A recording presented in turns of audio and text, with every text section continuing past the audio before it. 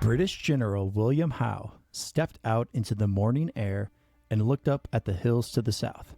He could not believe his eyes. American cannons and mortars had appeared overnight on the frozen heights above Boston. Heavy guns, aimed down at his army, aimed at his fleet sitting in the harbor. Where did these guns come from? The answer was 300 miles away, across frozen rivers and snowbound mountains. The answer was a 25-year-old bookseller who took on an impossible journey and changed the Revolutionary War. This is the story of Henry Knox.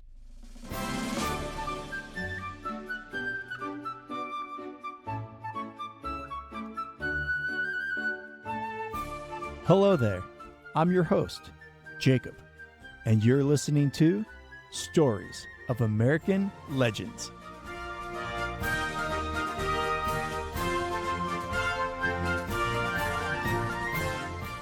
Henry Knox was not raised to be a soldier.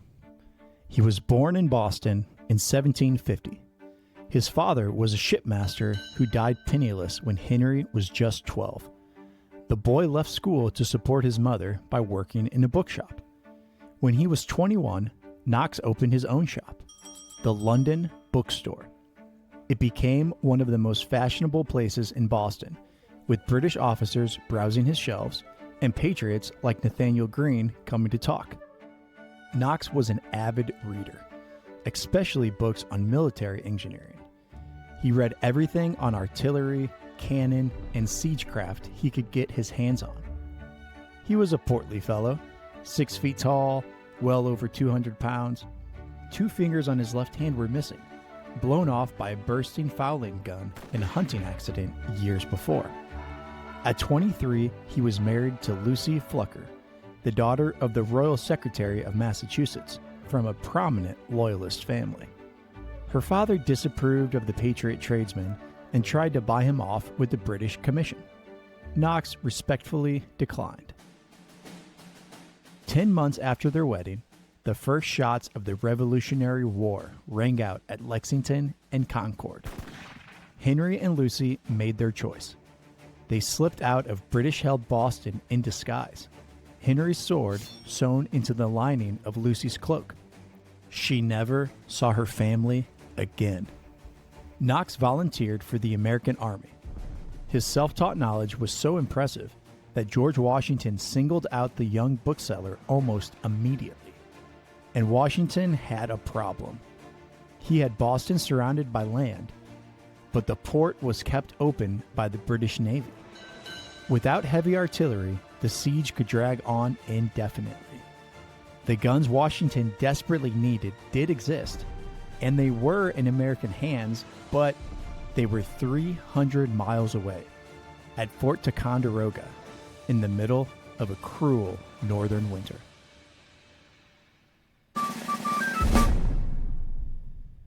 The previous May, Ethan Allen and the Green Mountain Boys had captured Fort Ticonderoga. Before dawn, Allen and Benedict Arnold rowed across Lake Champlain, slipped past a lone sentry, and stormed the fort while the garrison slept. When the British officer demanded to know by what authority they entered, Ethan Allen thundered, "In the name of the great Jehovah and the Continental Congress." They seized the fort without firing a shot, and with it, a king's ransom in artillery. But moving these guns in winter conditions was considered impossible. Henry Knox looked at the challenge and volunteered. He reached Ticonderoga with his 19-year-old brother, William, on December 5th. They selected 59 pieces weighing roughly 60 tons. The heaviest gun alone weighed over 5,000 pounds, a monster that the men nicknamed Old Sow.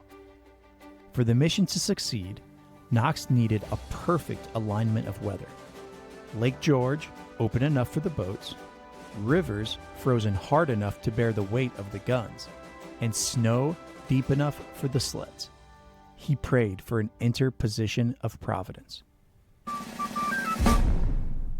The guns were loaded onto boats and sailed down Lake George. ice was already forming around them. The flat-bottomed scow, carrying Old Sow, nearly sank, but they made it through just in time. On shore, Knox had more than 40 strong sleds built and assembled teams of oxen and horses. They pushed south through New York. Rivers became nightmares.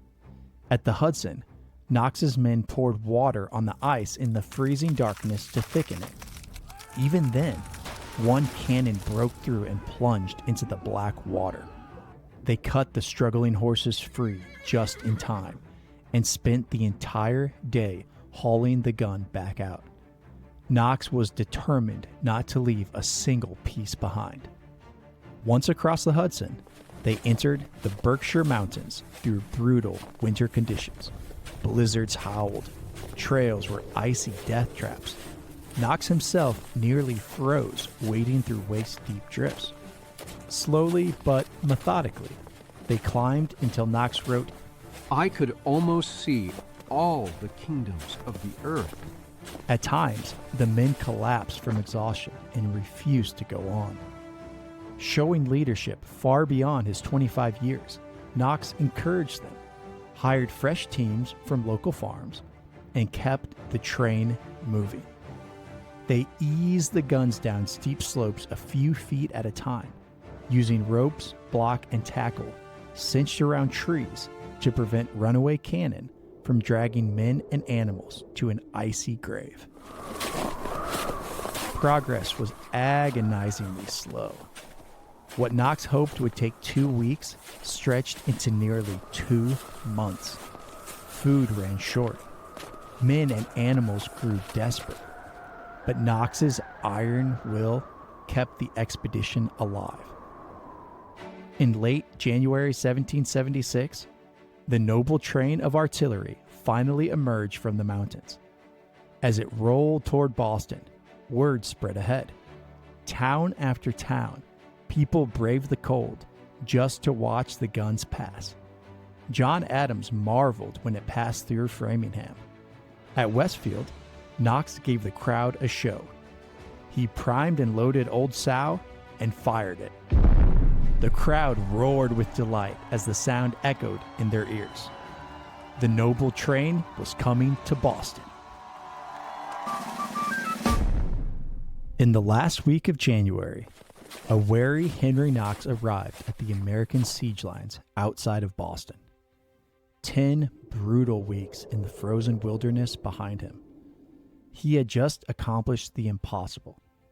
60 tons of artillery hauled over 300 miles in the dead of winter, across a lake, over freezing rivers, through waist-deep drifts of snow. He had protected the guns, kept the men fed, kept the crews from quitting. He did not stop until he reached Washington's camp, and instead of sending a camp aide to greet him, it is said that George Washington walked out and welcomed the bookseller in person. And according to the story, Henry Knox, overcome with exhaustion and relief, began to weep. The guns had arrived. George Washington could drive the British out of Boston. Above the sleeping city of Boston, overlooking Howe's army and the British fleet, stood the Dorchester Heights. Both sides had threatened to seize the heights, but Washington acted first.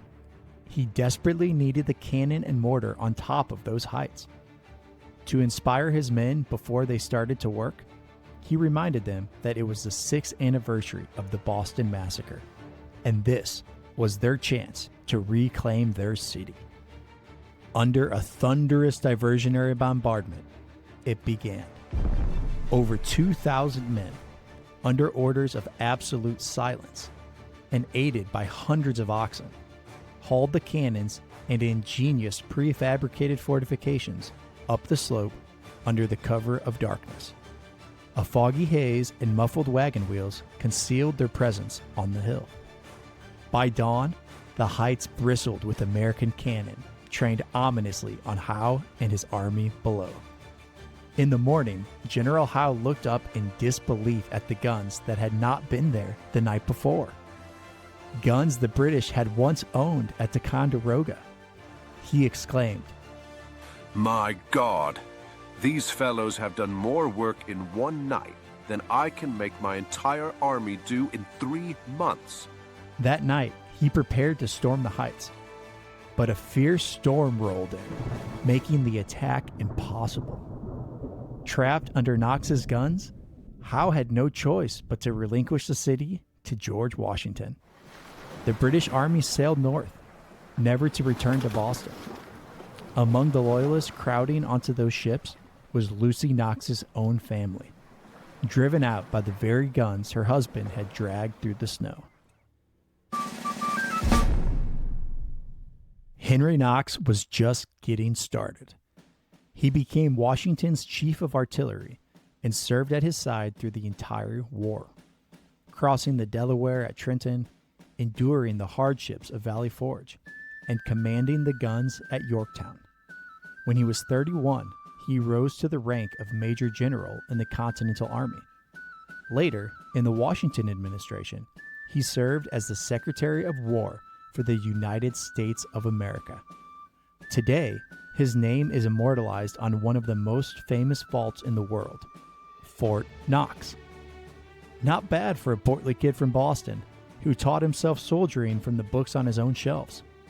When conventional wisdom said the guns could not be moved, Henry Knox found a way, showing the world that he wasn't just a bookseller, and he wasn't just a fearless leader. He is an American legend. Thank you for listening to Stories of American Legends.